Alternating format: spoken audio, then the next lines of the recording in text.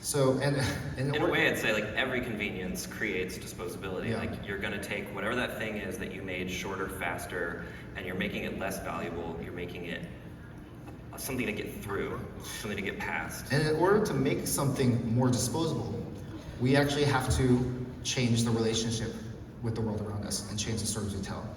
Like the earliest cultures, a lot of them all around the world believed in animism. And for those who don't know, that is this belief, this story that they told themselves, that every living creature, rock, tree, river had a soul, had a life. And a lot of modern people, kind of laugh at that and think it's a little silly. But regardless of what you believe, that story was actually really beautiful because it kept things in balance, right? There was this really beautiful relationship with the world around them. When we invented agriculture, we couldn't just force an oxen to drag a plow because that oxen had a soul. And so we changed the story of the oxen and said, oh, actually, we're not all beautiful and soulful things. We're going to lower the value of this one thing. And you see this happening slowly throughout history. Every new achievement, we've done it to the trees. The trees are incredible, beautiful things that provide food, water, shelter, cooling the earth, giving us the oxygen we breathe. And we've reduced their story to $70 of lumber at Home Depot. And like I said, some of this is necessary. Even the oldest cultures who believe in animism would chop down trees, but there is a narrative where there was grieving and there was respect and there was gratitude, and that has been lost. And we have slowly created an entire world where everything is disposable. Our shoes, our cars, our phones, we're all culpable, we're all responsible for this. But the worst part is we've even done it to the people. And these devaluing stories, they become normalized and compounded through generational amnesia. And we slowly move the threshold of who is valuable and who isn't. For instance, modern capitalism and the capitalist workforce only works if we are able to compel people to work because we can't force them to work. And so we had to change the story we told ourselves and say that your value is your job. You are only worth what you can do. And we are no longer beings with an inherent worth. And this is why it's so hard to find fulfillment in this current system.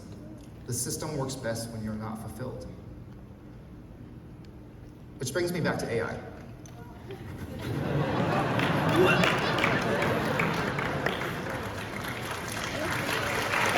You guys love AI, clearly.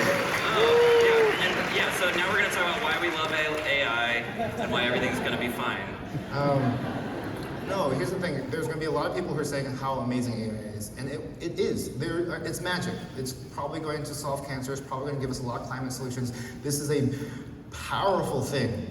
But I'm really terrified of what this new story we're going to have to tell ourselves in order to accept this new convenience, this new progress. It's terrifying, right? It's to imagine what this technology will do within this current system, within this current incentive structure. This is the same system that brought us climate change, income inequality, and the general lack of gratitude and understanding of our worth and the worth of those around us. And if you're anxious about AI while everyone is saying, chase it, get ahead of it, it's because you know deep down, oh, we're next. Most of us are next. Even if the jobs aren't going to be lost, the value of the job will go down, right? And again, like I said, it will slowly be compounded and normalized until we don't even realize it. And we're now at a place where everyone is disposable. We are ghosting each other constantly, firing each other. There's no longevity between employees and employers, or even friendship. We are now in a place where we are more lonely than we have ever been.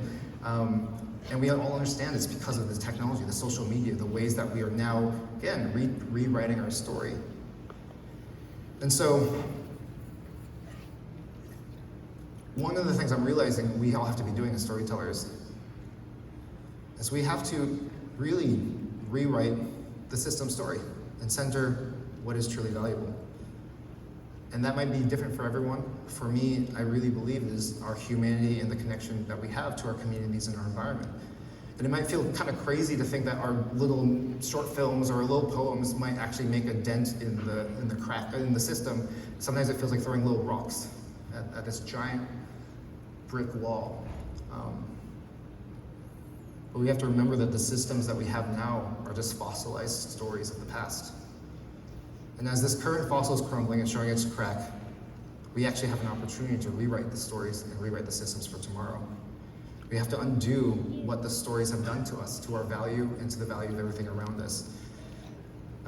And so I also want to say, we're not saying don't use AI. I don't believe in dogmas. I don't believe in that kind of puritanical lifestyle. It doesn't work. AI is here. It is going to be rapidly deployed in every aspect of our lives. Kwan loves it. He uses it all the time. He's going to go home and apologize to ChatGPT later. But we talk about if you're going to use it, when you use it, like really try to think about why you're using it. Are you trying to use it to create the world you want to live in? Are you trying to use it to increase value in your life and focus on the things that you really care about? Or are you just trying to like make some money for the billionaires, you know? And if someone tells you there's no side effect, it's totally great, get on board. I just want to go on the record and say, that's terrifying bullshit. That's not true. And we should be talking really deeply about how to carefully deploy this stuff.